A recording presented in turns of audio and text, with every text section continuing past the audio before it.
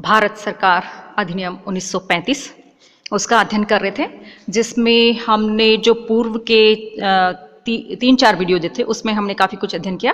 और इससे पूर्व का जो वीडियो जो था उसमें हमने नेहरू रिपोर्ट जो उसके बारे में अध्ययन किया। अब हम देखते हैं कि नेहरू रिपोर्ट जो उसको किसने जिन्ना या मुस्लिम लीग जो उन्होंने अस्वीकार कर दिया और बदले में उन्होंने अपनी 14 सूत्री शर्तें जो उनको रखा था।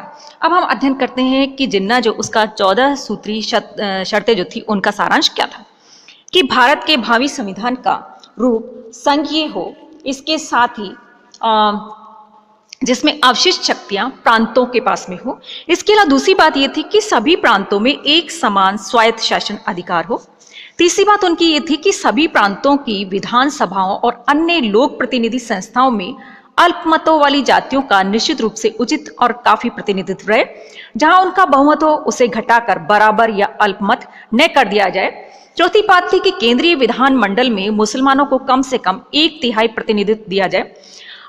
पांचवी बात थी पृथक निर्वाचन पद्धति के आधार पर सांप्रदायिक वर्गों का प्रतिनिधित्व हो, परंतु ये सुविधा भी हो कि कोई भी संप्रदाय जब चाहे तब संयुक्त निर्वाचन पद्धति स्वीकार कर सके और किसी भी प्रादेशिक पुनर्विभाजन द्वारा पंजाब, बंगाल और पश्चिमोत्तर सीमा प्रांत में मुसलमानों के बहुमत पर कोई प्रभाव नहीं पड़ना चाहिए और सभी संप्रदायों को अपने धार्मिक विश्वास, उपासना, उत्सव, प्रचार, सम्मेलन और शिक्षा की पूर्ण स्वतंत्रता होनी चाहिए।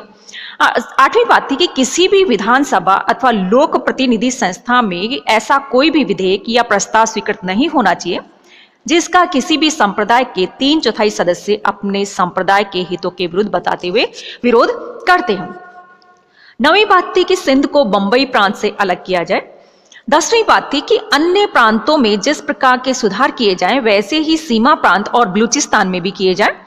11वां बात थी कि विधान में सभी नौकरियों में योग्यता की आवश्यकता के अनुरूप मुसलमानों को उचित भाग मिले और मुस्लिम संस्कृति, शिक्षा, भाषा, धर्म, व्यक्तिगत कानून और धार्मिक संस्थाओं की रक्षा व उन्नति के लिए उचित संरक्षण तथा पर्याप्त सरकारी सहायताएं मिले।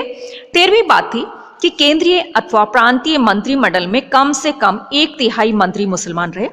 14वीं शर्त थी कि केंद्रीय विधानमंडल को संविधान में कोई परिवर्तन करने का केवल तभी अधिकार रहे जब भारतीय संघ की सभी इकाइयां उसे स्वीकार करने के लिए तैयार हो। जिन्ना के इन 14 सूत्री शर्तों का जीवन तत्व जिन्ना की कूटनीतिक चालें थी। मुस्लिम लीग के 2 विरोधी गुटों को एक सूत्र में बांधने की ये अभिलाषा थी। अपनी कूटनीति में वे सफल भी रहे। मुस्लिम लीग के दोनों गुटों में मेल हो गया और जिन्ना का दूसरा उद्देश्य या ध्येय मुसलमानों का नेतृत्व प्राप्त करना था। वह एक अन्य ध्येय अंग्रेजों को प्रसन्न रखकर कुछ प्राप्त करना था।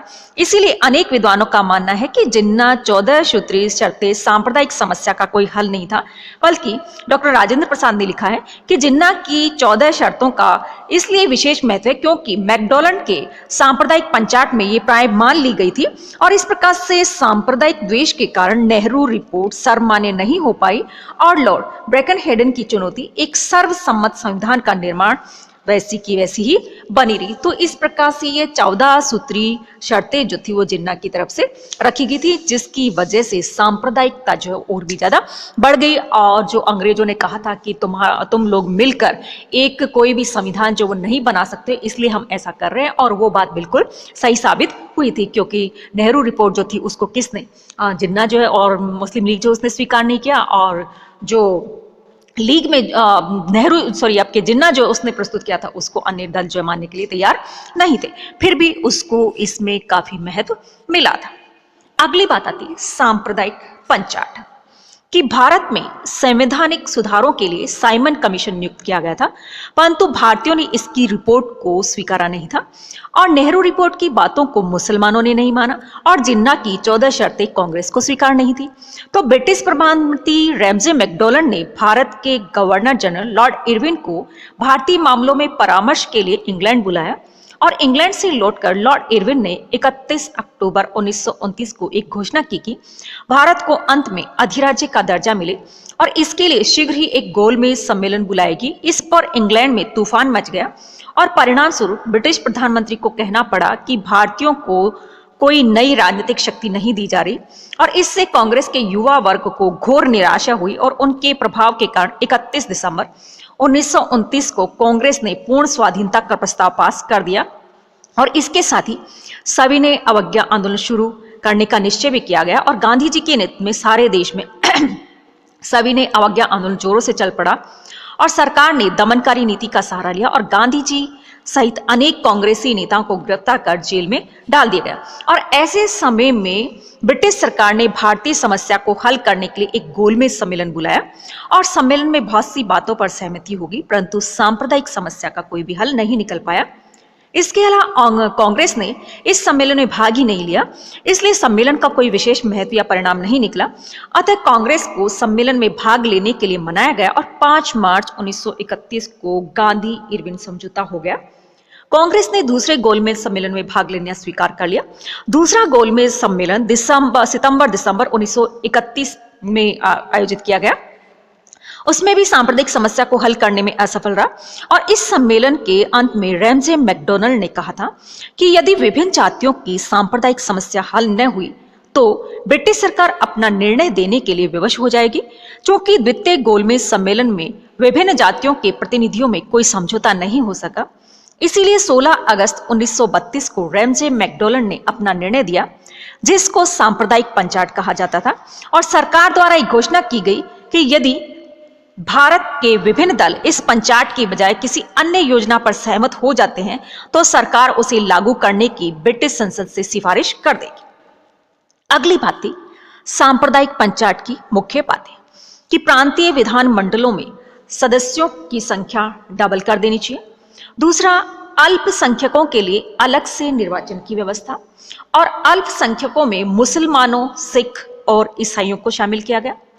तीसरी बात थी कि हरिजनों को हिंदुओं से भिन्न मानकर अलग निर्वाचन तथा प्रतिनिधित्व अधिकार प्रदान करने की व्यवस्था की गई। चौथी बात थी प्रांतीय विधान मंडलों में स्त्रियों के लिए 3% स्थान सुरक्षित कर दिए गए। पांचवी बात थी भूस्वामियों के लिए सुरक्षित स्थानों पर अलग निर्वाचन क्षेत्रों की व्यवस्था की गई। छठी बात थी श्रम, व्यवसाय, उद्योग आदि संगठनों के लिए विशेष व्यवस्था की गई और विभिन्न प्रांतों में प्रतिनिधित्व के संबंध में गुरुभार की व्यवस्था, लेकिन उसे विशेष रीति से लागू करना था। अब अगली बात आती है उसकी समीक्षा कि सांप्रदायिक पंचायत अंग्रेजों की कुत्सित मनोवृत्ति जो है उसका एक परिणाम था, अर्थात भारतीय लोग जो है उनको गुमराह करने का, एक दूसरे के विरुद्ध भिड़ाने का और कांग्रेस में ही आपस में फूट डालने का एक प्रकार से ये मनोवृत्ति थी, जिसकी ये सांप्रदायिक पंचायत जो रहा। डॉक्टर रणजीत सिंह दर्डा ने कहा है कि अंग्रेजों ने बांटो और राज्य करो के सिद्धांत को अपनाकर देश में मुस्लिम सांप्रदायिकता को बढ़ावा देने, हरिजनों को अलग से प्रतिनिधित्व देकर हिंदू समाज में विष खोलने और भारतीय अल्पसंख्यकों को अनुसूचित महत्व प्रदान कर राष्ट्रीय एकता को छिन्न भिन्न करने, राजाओं और जागीरदारों के लिए अलग निर्वाचन की व्यवस्था कर अप्रजातांत्रिक तत्वों को प्रोत्साहन देकर भारत में प्रगतिशील तत्वों की गतिविधियों को नियंत्रित और कमजोर करने का षड्यंत्र रचा था। वास्तव में सांप्रदायिक पंचायत द्वारा हिंदुओं के साथ घोर अन्याय किया गया था और पंजाब और बंगाल में जहां हिंदू अल्पमत में थे उनको अपनी जनसंख्या के अनुपात से कम प्रतिनिधित्व दिया गया और मुसलमान और सिखों को हिंदुओं की तुलना में अधिक स्थान दिए गए। भारतीय ईसाइयों को अपनी जनसंख्या के अनुपात से तिगुना और यूरोपियन को अपने अनुपात से 250 गुना दिया गया और अनुसूचितों के लिए अलग या पृथक निर्वाचन व्यवस्था को स्वीकार करके हिंदुओं की मूलभूत व्यवस्था पर प्रहार किया गया तथा करोड़ों अनुसूचित लोगों को हिंदुओं से अलग करने का षड्यंत्र किया गया और यह पंचायत एक तरह से भारतीय एकता को छिन्न भिन्न करने का प्रयास था, क्योंकि सांप्रदायिक चुनाव पद्धति का कोई ऐतिहासिक आधार नहीं था। किसी भी अन्य देश में जाति, धर्म और वर्ग के आधार पर इस तरह अलग प्रतिनिधित्व नहीं दिया गया था। तो इस प्रकार से ये सांप्रदायिक पंचायत जो था उसके माध्यम से ब्रिटिश सरकार ने भारतीय जनता जो उसमें आपसी फूट डाली और अधिक लंबे समय तक शासन करने की नीति जो उसका अवलंबन किया था।